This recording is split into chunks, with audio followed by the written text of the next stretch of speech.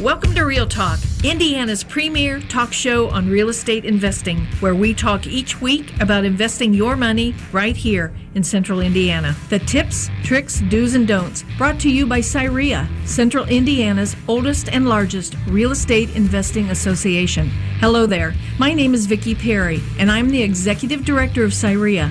We have over 600 members, all active in or learning how to be active in real estate here in the Indiana market. This radio show is available on FM 95.9, AM 950, podcast on YouTube, and www.cireia.org. Join us each week as we talk about how you can make your money more active with better returns and help the community that you live in with real estate done the right way. Now, on with the show.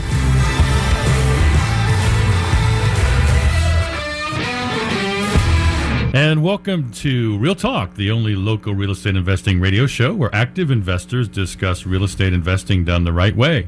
Every Saturday and Sunday from noon until 1 p.m. I'm Ron Watson, president of the board of directors of CIREIA, and your host today. We're going to be discussing some of the headlines that are affecting the real estate investing world, and you can check out how to contact each of our co-hosts on our website at cireia.org and find out how to reference the materials we're going to be speaking about today. Joining me are three of the top investors in Central Indiana. First, we have Dave Short with Century 21 Sheets. Dave's an investor, a realtor, coach, mentor, and one of the most sought-after rehabbers in Central Indiana. Welcome back, Dave. Great to be here. And also in the studio today is Brian Snyder. Brian's the operation manager for Simple Wholesaling, one of the top wholesalers in the state of Indiana as well. Thanks again for being here, Brian. All right, excited about it. And recovering from a significant injury that'll keep him off the courts for a while. Joining us on the phone, Sterling Davis, owner of Velocity Property Management and vice president of the CIREIA Board of Directors. Welcome, Sterling. Hey, guys. How you doing? We're doing all right. How about yourself? Hanging in there? Oh, I'm hanging in there. All right. I'm hanging in there. Well, we'll get into your injuries and your prognosis for return after a while, but I wanted to start off this first segment with just an article regarding the a topic of foreclosure, something that I know we're all real excited to talk about. But there's been some updates, some new proposed legislation with respect to that. I'll just hit the highlights of what the proposals will be, and then I'd like to talk to Dave to start out with what we actually what that process is really like currently, and we can kind of discuss it from there. So basically, the idea is that there's some legislation that's been proposed to not post some of this foreclosure activity in the papers like has been currently and previously done. And so I know there's reasons for that. We'll probably check into some of the reasoning behind this proposal. But Dave, what do you think this? Can you maybe start with just the basics of this foreclosure process, I guess, in general, and then we'll go from there. Well, I'll talk Marion County because most of our listeners are in the Marion County area, Marion County, Indiana. So I'll talk about their process. Their process is they have a sale on the third Wednesday of every month where they sell foreclosed properties, and the sheriff basically uses his powers to take the property back from the people who have not made payments or the circumstances that would cause them to lose their foreclosure and return the title back to the bank in the simplest terms. Back in when the market was really struggling in Indiana, we had upwards of 700 properties going through this process every month. Just downtown at the city-county building is where the sale is held. It's held from 10 a.m. to approximately 10 a.m. to approximately 4 p.m. on that Wednesday, with a live auction happening from 2:15 to 4 o'clock to end up selling these properties. But back in when we had a foreclosure problem, then we had 750 to 800 properties go through this process. Because the foreclosures are down, they tend to be more in line with what the economy would dictate. Now we may have 200 properties every third Wednesday go through this process. And of those 200, typically half of them get some sort of resolution prior to the sale. So we're only really selling 100 to 125 properties every Wednesday. And in the past, when we went to the foreclosure sale, we could expect to find 2 or 3 properties or 4 properties that we could buy. And because the competition's so stiff for these foreclosure properties, then me as a small investor, we're lucky to get 1, maybe 2 on a great, on a really good day. But so it's a cash only sale. You have to deposit any funds that you want to bid on the properties prior to you bidding, and then when they have the open auction of the remaining properties, then you just like a regular auction, you hold up your paddle until you don't want to bid anymore, and then you take it down, and the last paddle up is the winning bid of the property. If no one bids on it, it immediately goes back to the bank. For instance, at the last sale, we had of the 120 left over after the 200 initial properties, probably 50 or 60 of those went back to the bank, and investors around Marion County bought the remaining properties that they put out in the area, and flippers bought them, hedge funds bought them that were going to turn them into rentals, and homeowners or people that lived in the neighborhood would buy a property back, and so they could turn it into a rental or fix it up and sell it, and in their mind protect their neighborhood. Before we get into kind of the meat of this article, Dave, I just have a couple questions for you. I know because you've been active in these and stuff. So for our listeners out there, who can go to these auctions? Who can go to the foreclosure auctions? Well, anybody can. It's an open forum, and this is going to address some of the stuff that we have in this article we're going to talk about. It's an open forum, and you can show up, and if you have the money or place a deposit, you can bid on the property. There is some inherent risk in buying properties at a sheriff's sale because there could be liens remaining on this property if an investor doesn't do his due diligence on this property. We've had circumstances before that we've done our due diligence and decided not to buy the property, and other investors have bought it, and they basically put themselves or their investors in a jam because they thought they were buying a free and clear property, and there was some liens remaining on the property.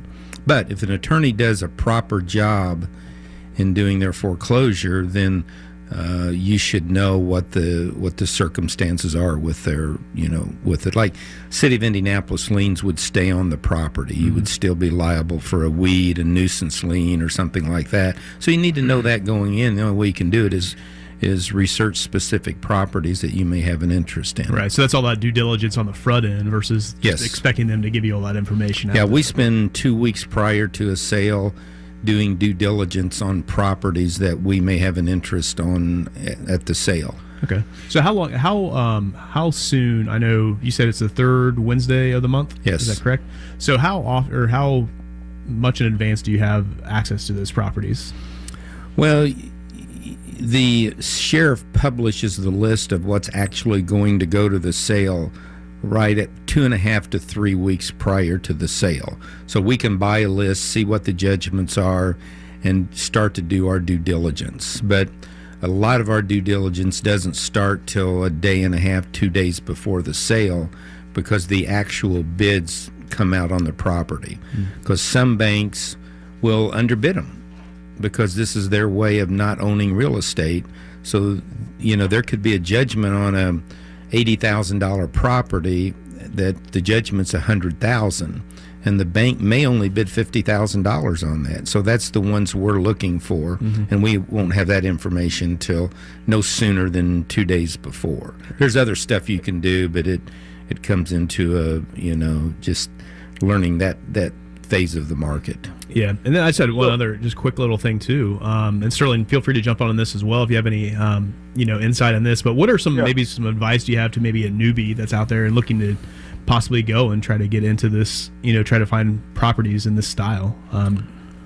Well, the newbies that we've coached and give advice to is you can waste a lot of time in this arena, and properties get solved before they go to the sheriff's sale.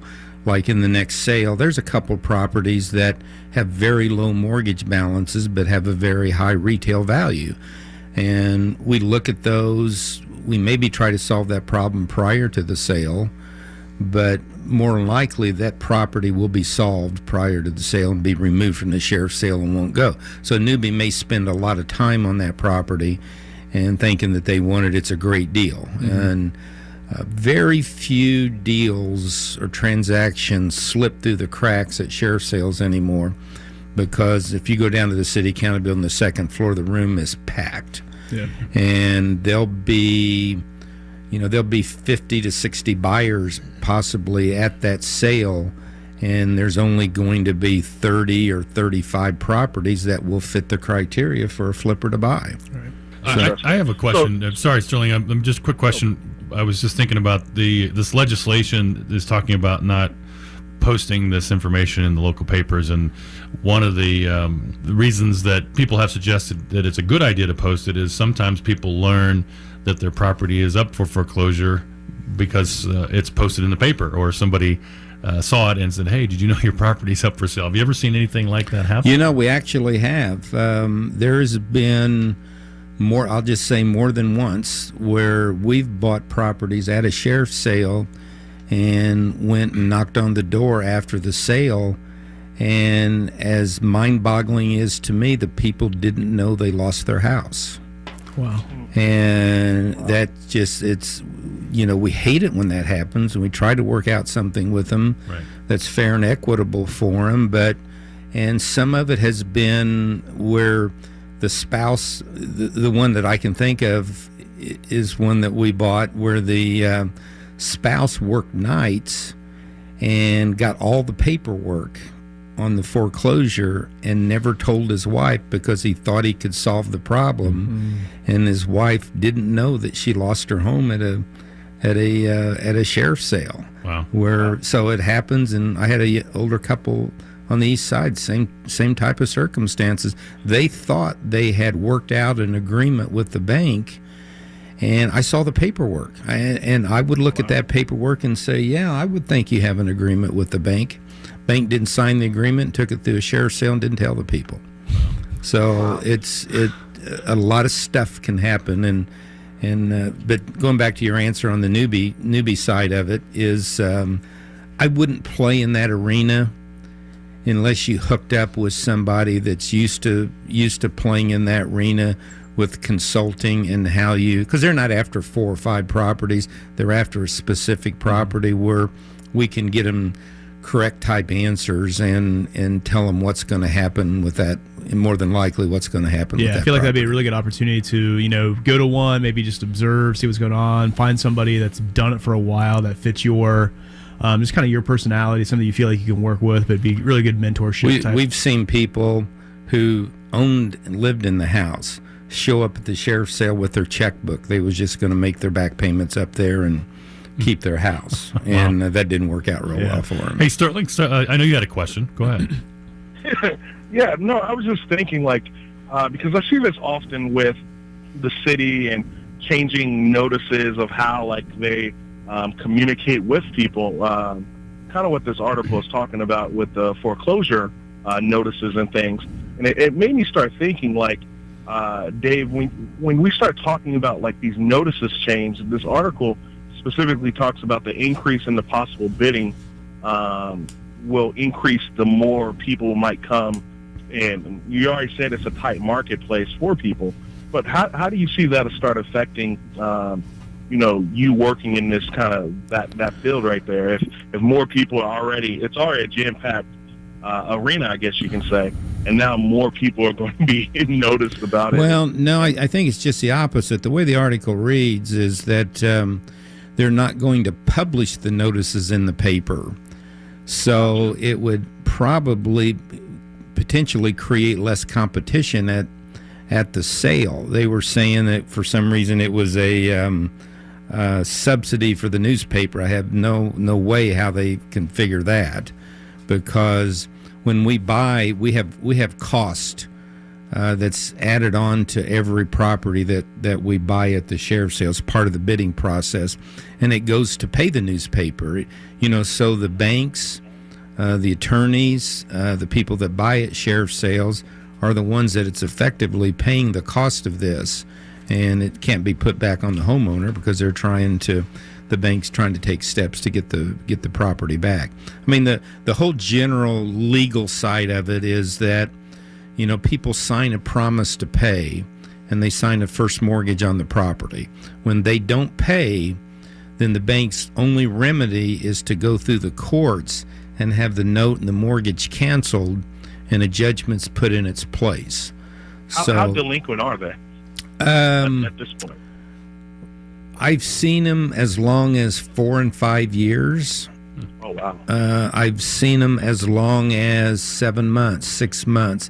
In Indiana, it's pretty hard to get anything to a sheriff's sale within 6 months on it. It could be done. I've seen it, but 5 or 6 months is like the quickest, because we get a lot of people calling that, they've missed their first payment. They get the nasty notices from the bank that wants to start the collection process, and they think they're out of their house in 90 days if they don't make the payment, because the bank collection department makes them feel that way. But in reality, they've got 3 to 5 months to solve their problem or try to get the problem solved, whether it's make up the payments and what we call reinstate the mortgage, or sell it to a third party, take the bank out, or even there's strategies that can keep the mortgage in place and people can stay in the house, at least on a temporary basis. So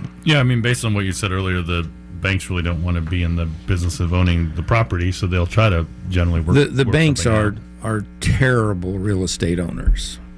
They're just terrible. And the last statistic that I heard was when FHA forecloses a mortgage because they lean over backwards to try to keep the homeowner in the property, they don't want to foreclose.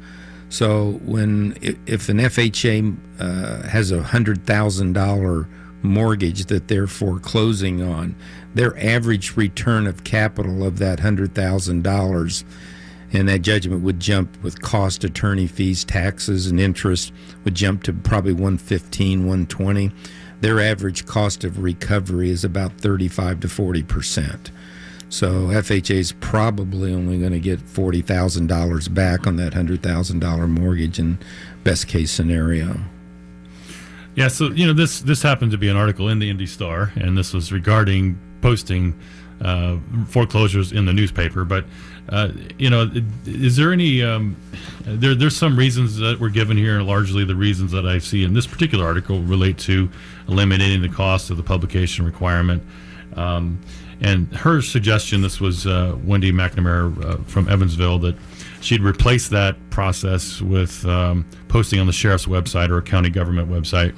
And that's maybe, but aren't some of these already posted on those websites? We're posted. We get all the notice that we want on it, and this is, I mean, I hate to say it, but this is legislation like this is like, we got so many other problems in the state of Indiana. Why are we messing with a system that really gets it out to the people if they want it?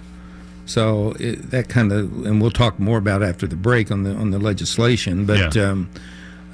It's like, go somewhere else. We got other problems in Indiana. Well, yeah, and we actually did have a discussion I wanted to start a little bit after the break regarding what we're doing with Indiana State CIREIA and some lobbying efforts to try to at least educate some of the legislators in Indiana from another side of the coin, right? They don't typically get our perspective on how some of these issues might. Yeah, one of the things you have, like in a sheriff's sale, some of the things that we look for is liens from municipalities because they could attach to the property. We look from city liens like weeds, nuisance. You got to be careful. I've had investors buy properties that had demo orders on them. Mm-hmm. So you have to be careful about that. It may sound cheap to buy at the sheriff's sale, but you might not have a house when you get there. So there's a lot of interesting stuff that can happen at a Marion County Sheriff's sale. Well, that's really good information. I think a lot of people, I have this general perception of what it's like. And, it sounds great. I'll go to an auction, buy a house, and then I'm off and running. But it sounds like you really need to know what you're doing and do your due diligence, and maybe not the best approach for a brand new real estate investor. So we're going to take a quick break, though, and get back to a couple other articles we wanted to connect with and talk about after this message.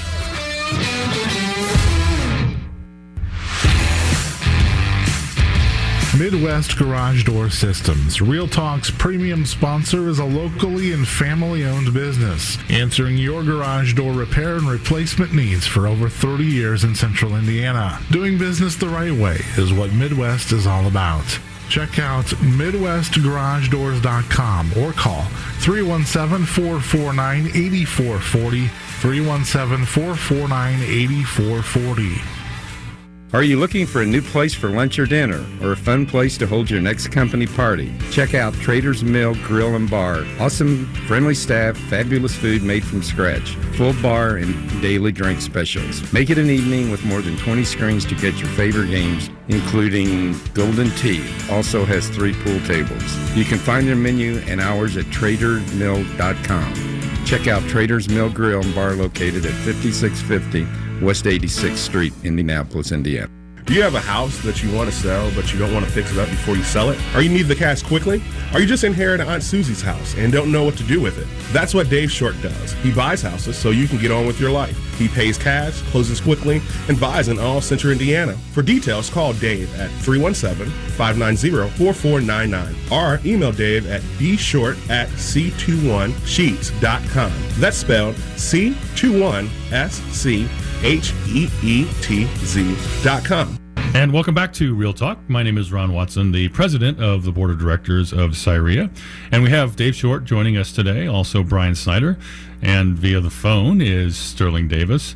We were just talking about this proposed legislation to do away with listing the foreclosure notices in local newspapers, and we talked a bit about that and the whole foreclosure process. Dave, I thought you might want to just wrap up real quickly the topic, if you don't mind. Well, I'll wrap up the topic by talking to people who are at the first stages of delinquency, or maybe 2 or 3 months behind on their payment, and just stress to them that the banks don't want to take your home back. They have no interest in your home, but sometimes they have no choice, and most of the time that choice is by lack of communication by the homeowner.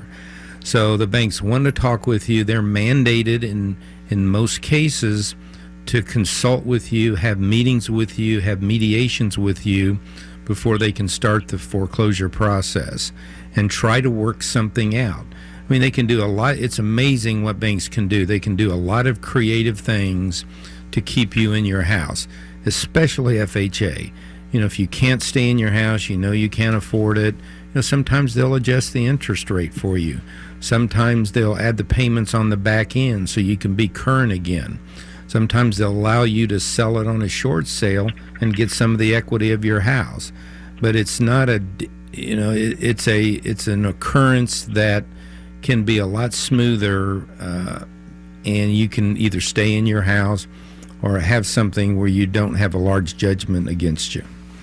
That's so funny, because I was thinking about like foreclosure and how this relates to my industry, property management and landlording, and the same exact thing happens even with us in our eviction process. If people just would communicate, if they would communicate, then we would be able to come to a deal. We don't want to evict people from houses, but a lot of times it happens because people just won't communicate with us what is going on in their lives, and we're like, and it makes, honestly, like we talk about in our office all the time, it's like the worst part of the month is when you have to evict people, because those are families.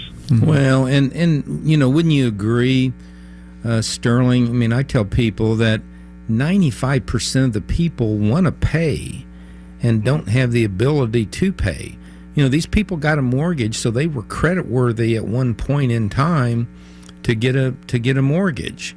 Almost all of the mortgages from 2007, 8, and 9 that were distressed have now been through the system, and that's why we see our foreclosure rate so low. And what people don't realize when they think, we would ask a client, well, what do you think the national foreclosure rate was in 2008, 2009? And they would say 7 or 8%.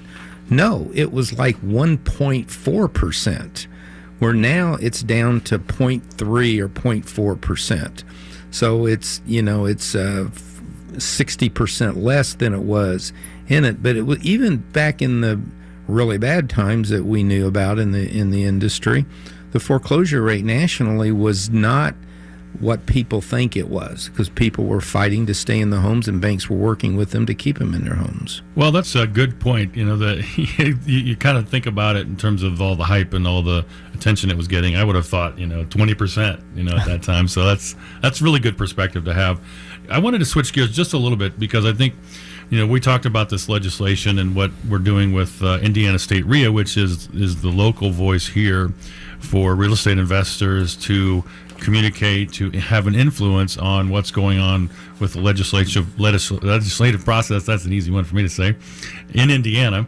And right now there's actually a House bill, and it may have been today when we're recording this, that this was set to go to the session. But this has to do with the ability for utilities to place a lien against your property because your tenant didn't pay for the utilities. And the way it is currently is the tenants are responsible for that, and they're trying to offload that now to the landlords. And that's happened in other jurisdictions in other parts of the state or other states. So, Brian, have you seen this in any of the places that you've looked at, or is this something that's come up in your... So we do not have any properties right now that fall into the jurisdictions that do this and stuff like that. But I think kind of in the southern part, just below Indianapolis, they've done it in a couple areas. Sterling and you guys might be able to talk about this a little bit more and things. But council is that for everybody that owns these properties that are landlords, everything like that basically the state wants to make it to where basically that the landlord is responsible for the utilities. I know in some areas they're already responsible for the water bill. Now they want to put all the utilities on the landlord, and then also if it doesn't get paid, basically a lien goes against your house. Which right now, if the tenants are responsible for that, they are responsible for the utilities. They basically want to make it if those tenants do not pay the utilities, whatever it may be, the electric, gas, whatever it is, that you basically get a lien placed on your house. So that's something that's House Bill 1347. So look it up and just do some research on it. But that House bill, it stops that. So like you said, Ron, I think is it in session today or sometime here Well, soon? I think it's in committee today, okay. January 30th. So a recommendation would come out on the bill, and that's when we would have to start fighting against or for, or if it come out negative for us, fighting against the bill so it doesn't pass through the legislation this year. So it says, oh, sorry, Sterling, go ahead. No, I mean, I think that's the thing that I find fascinating, right? Like normally what happens in landlording is it follows the tenant, like the utility bill follows the tenant, social security number and things like that. So what they're saying is it will stay with the house, which, of course, we, as a landlord, as a property manager, I have a big problem with that because at the end of the day, I'm not incurring that expense. That is a tenant expense, but they want to stick with the owners because guess what? The people that are responsive are the people that they're going to target, right? Who's going to be more responsive? The person that left the house with unpaid rent and things? Are they going to be able to track down the homeowner? It's called the deepest pocket scenario. Yeah. Right. Yeah. So it just makes it really difficult. And honestly, it's great that we have people like Jeff Jenks. We have the Indiana to help fight this cause because honestly, 2 years ago, me and the partners were buying a property in Bargersville, and a lot of the value add opportunities that we were talking about was centered around what we were going to do with the utilities anyway. So now having this bill that's going to be passed, that they're trying to pass, it really does jeopardize what our performer probably would have been.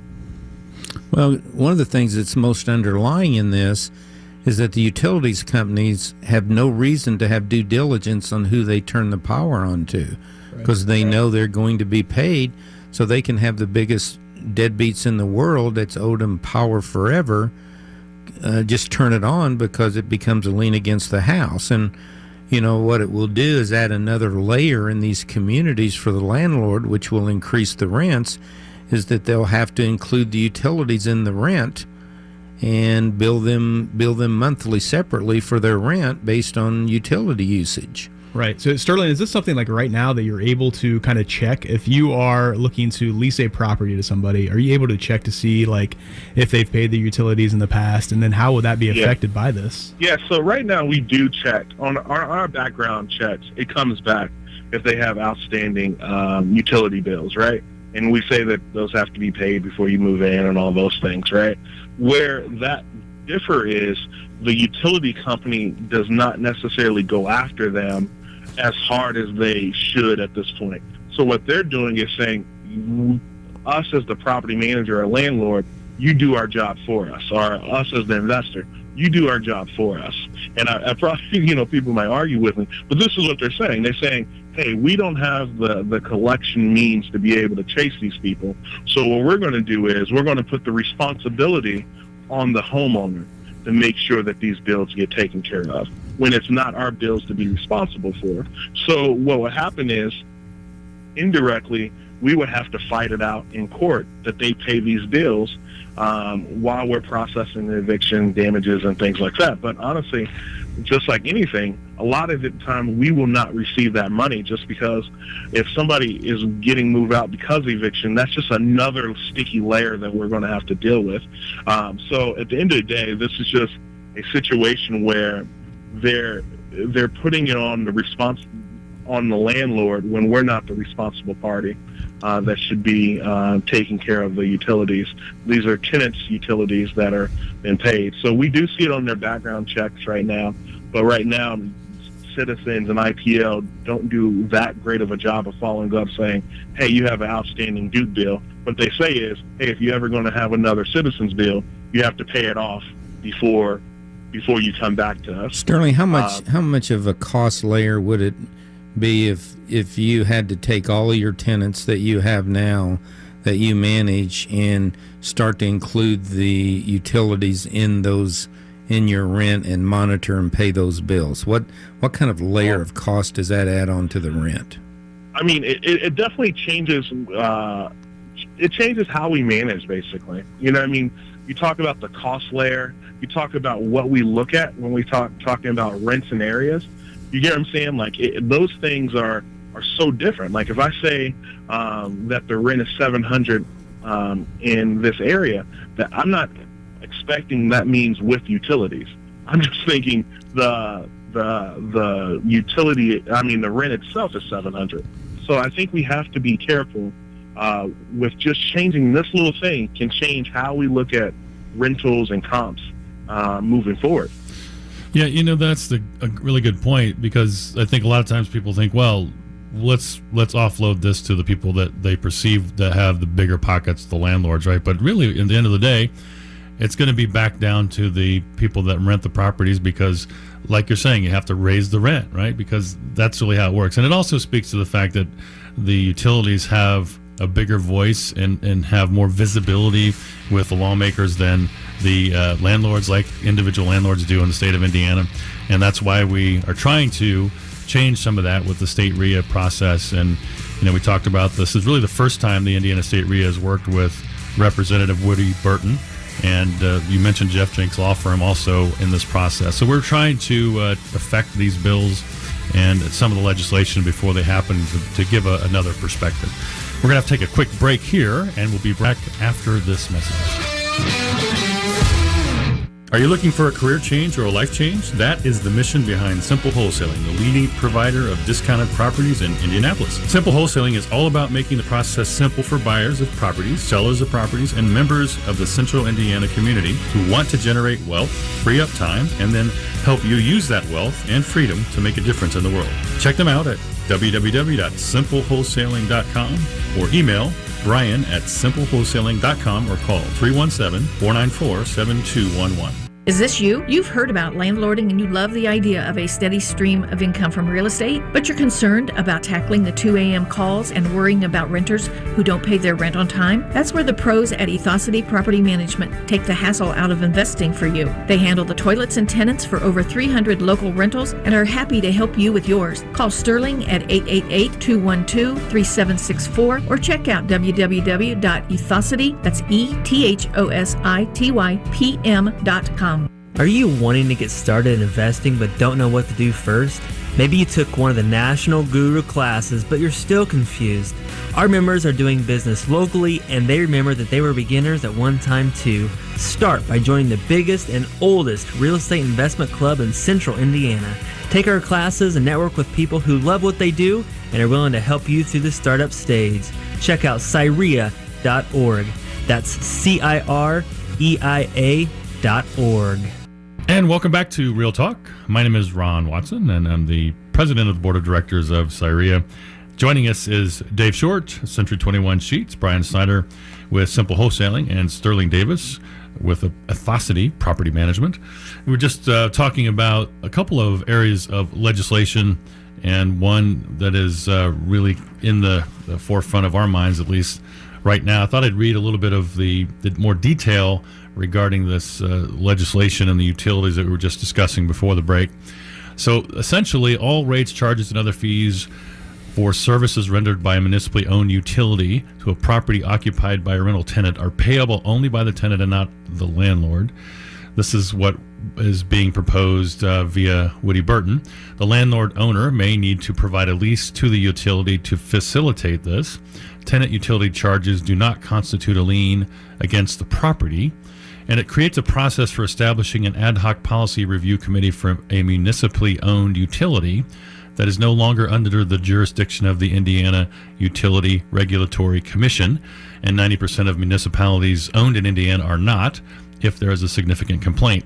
So this is the proposal that is being worked on and in conjunction with the Indiana State RIA, which I think makes sense, certainly from a landlord's perspective, and it seems to be fair too. I mean, I know I'm not necessarily the most objective on this topic, but it seems reasonable to me, Dave. Right, we may all be biased in this, just slightly. We'll put that as landlords there, and yeah. stuff. But at the same time, like it just makes sense. If they are your utilities, you should have to pay for them as a tenant. Well, if tenants paid their utilities all the time, Right. we wouldn't have this issue. But they don't, so why are we wanting to reward the people that don't pay? Right.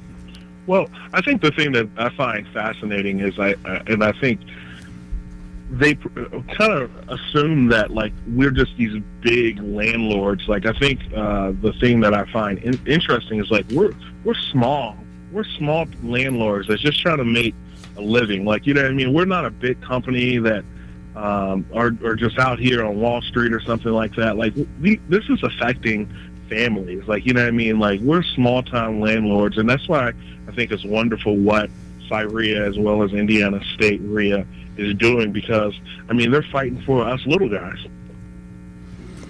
Well, in any major apartment complex that doesn't pay utilities, they better be on our bandwagon, because it will just create a nightmarish situation for them. They have a 200, 300, 400 unit complex that Right. People pay their own utilities on. So, Yeah, you're right. I think that is the perception. I think you said it earlier too, Sterling, but the idea that if I have to now be responsible for the utilities, that's going to affect the rent that I charge people. I mean, that's how that's going to have to work out, right? So ultimately, the tenants are going to be paying that anyway, or potentially, I guess there's not as many opportunities for tenants to find a place, which I don't really think that's the case here in Indianapolis. But that's the bottom line. That's actually how it's going to work out. I don't think that's the intention of somebody that's creating these laws. They think, oh well, let's put the burden on the people with the money. Well, it doesn't necessarily work that way. why don't you, Ron, go over what people need to do to get a hold of appropriate people to fight this or give them their opposition? Sure, yeah. So there's several things that, and we have an email that we've tried to send around to our members, but you can find your state senator and representative there's a link, and we'll put this on our website as well, so you can either email or call them. So it's really a call to action for everybody that's listening and that has a dog in the fight, I guess you might say. And there's also some detail here about the actual wording of the document and the specifics of what is being proposed by Representative Burton. And you can also reach Indiana State REIA. You can go to the website there. You can talk to Jeff Jenks, who is the representative that Indiana State REIA has hired to help us in this process. And all of those things are good ways of staying more informed. CIREIA is also involved in this as well, so you can contact CIREIA. You can go to our website, and all this information is there, CIREIA.org, so you can find out a lot more detail and really get active and informed, and find out that you do have somebody that's trying to help with many of these issues.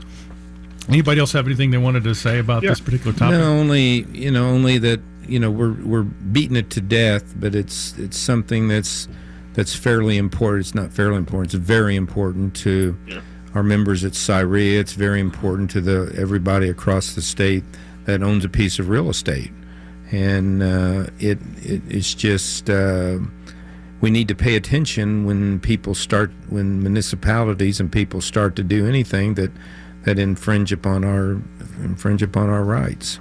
Yeah, and I guess I'll piggyback on closing this out with why does it matter to you if it's not happening to you right now, right? Like, I guess that's kind of the intrinsic question. Like, just because it's not happening to Marion County, or if it's not happening to Zionsville right now, what we've seen is just kind of like with the landlording situation with the landlord registry, it starts there, but these other municipalities starts picking it up. So please believe if it's happening in Bargersville now, it will get passed on to these other cities. Like, and it sometimes gets worse as it grows and blossoms. So it's important for you to fight the battle with us and the people that it's affecting right now, so that when it comes to you, we're unified in the fight.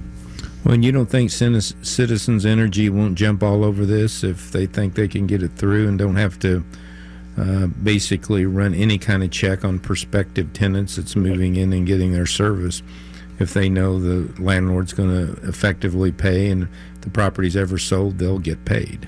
Right.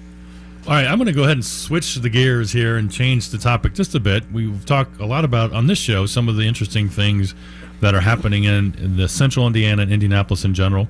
And this is an article that also came from the Indy Star, and this was in January of this year. It says, "Once a dream, red lines now rising to reality." We've talked a little bit about this on the show before, but the 13-mile Indigo Red Line is a process that's proposed to cost about $96 million. And this actually is now beginning to get some traction. The Red Line took its largest visible leap from idea to reality as crews began constructing Red Line stations throughout the city. There's supposed to be a total of 28 stations that are going to be built, and which is very interesting. And I know that we talk about all the growth that's happening in Indianapolis and the things that are going on here. We've talked about a lot of different projects that are in the works, and we're becoming a bigger city, and bigger cities have to deal with these transportation issues, which Indy has always really struggled with. So let's maybe talk about this kind of around the room, get everyone's opinion on how they think this is going to help potentially, and maybe make it a more desirable city and help with us in terms of real estate, being a real estate investor.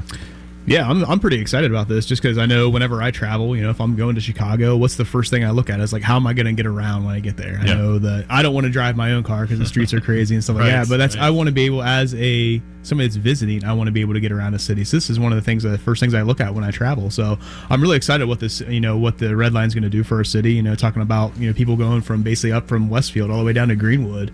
Being able to do that is going to be it's transformative for our city. We have people that are doing all the time of staying in Airbnbs all over the city now. Well, you could actually stay in an Airbnb and then eventually just take the Red Line up to Westfield to Grand Park. I mean, that sounds like a great opportunity for all the investors and people that are doing, especially Airbnb and stuff in the city. Well, what I like seeing about the Red Line that we're in, I'm the one that I started noticing the stations going up and all over the city, or over the 13-mile Red Line. And now we're starting to see the path that the red line's taking, where maybe we haven't paid as much attention how it's going to affect. But what I see, it's cleaning. It will, the city, and I'll use College for an example. Well, College from 38th Street to 5700 on College is hit and miss on the attractiveness of it. You know, landlords and people buying these houses and redoing. You know, College is kind of the last street that's starting to get what I would consider, I'll call cleaned up. It wasn't bad, but cleaned up. Where now the red line is they're redoing it. They're getting better sidewalks. They're getting these stations. You know, the traffic congestion won't be as bad on those streets. So now they become not the peripheral street, it becomes a desirable street. And all the way down Shelby Street. You know, we did a flip last month on Shelby Street, and it's like probably 2 years ago I wouldn't have bought that house, but there's a red line station, boarding station going right across the street, and the house sold before we even got it done. And so the desirability of Shelby Street and what that's going to do around Garfield Park is immense. You know, it will connect the south side to Fountain Square on a night. So yeah, it's I can't wait to see the cars. I mean, I know there's pictures of them out there. But I haven't see what the transportation looks like. Well, you mentioned some of the things that are happening. I thought this was pretty interesting. The stations are going to feature covered seating, lighting, Wi-Fi, bike racks, and real-time travel information displayed on digital signs. That's pretty cool, right? So, and part of it is the there are a lot of jobs in Indianapolis, and so this process would make it easier for people to get maybe to a job that they couldn't easily get to before, to help fill some of the needs there and make those homes that are along those lines more valuable for us. Well, they're not stopping every block either, so it expedites the time to get there, and they're not trying to get on the get on an Indigo bus that blocks traffic and everything else. And the red line's going to have its own path. Well, we need to take actually a quick break here, and then I'm going to pick back up on this conversation in the next segment. But we just have a lot to cover today, and I want to make sure we have time for another break, and we'll be right back. Insurance companies say they're going to be there for you when life happens, but the truth is things can get pretty complicated fast when it comes to a personal injury accident. The steps you take after an unexpected crash are crucial. You need help every step of the way. Hey Andy, this is Dave Ramsey. I've been talking about the Randy 7-ish difference for several years now. For 34 years, Randy has helped thousands of people through their worst circumstances. Randy stands as a shield in between you and the insurance company. So even if you've started conversations with the insurance company after an injury accident, talk to Randy 7-ish to make sure you're not leaving money on the table. If you or someone you know has an injury accident, whether you're a pedestrian, passenger, driver, or rider, talk to Randy 7-ish first. Call 317-636-7777 for a no-obligation consultation. 7-ish Law, fierce protectors of the injured. 317-636-7777 or 7ishlaw.com. Midwest Garage Door Systems, Real Talk's premium sponsor, is a locally and family-owned business, answering your garage door repair and replacement needs for over 30 years in central Indiana. Doing business the right way is what Midwest is all about. Check out MidwestGarageDoors.com or call 317-449-8440, 317-449-8440. And welcome back to Real Talk. My name is Ron Watson, president of the board of directors of CIREIA, and we are joined today by Dave Short, Brian Snyder, and Sterling Davis on the phone. We were just now talking about the red line and getting some opinions about that process and that project that's really fully underway now here in the city. I wanted to get your opinion, Sterling, and if you had some comments on the red line. Yeah, I think it's really exciting talking about the red line. I think, I've been hearing about this thing for, years now, and now to see it come to fruition. I think it kind of goes to the model what we've been talking about on our radio show.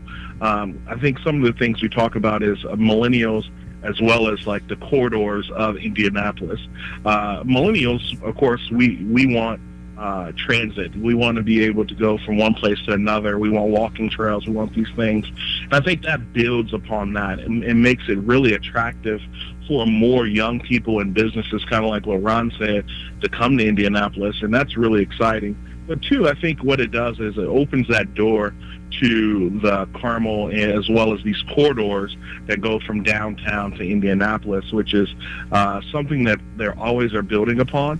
And it makes it so now they don't necessarily have to live in these specific neighborhoods, but they can commute back and forth without having to get dropped off at a docking station and then come in, which is just a better experience, I think, if you live in the Fishers, Carmel, Noblesville area.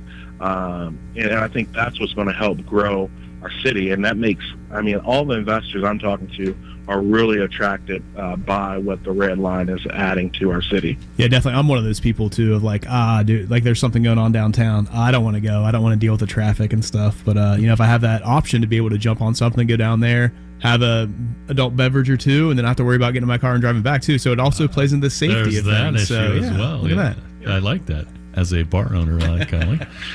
So, hey, that's exactly right.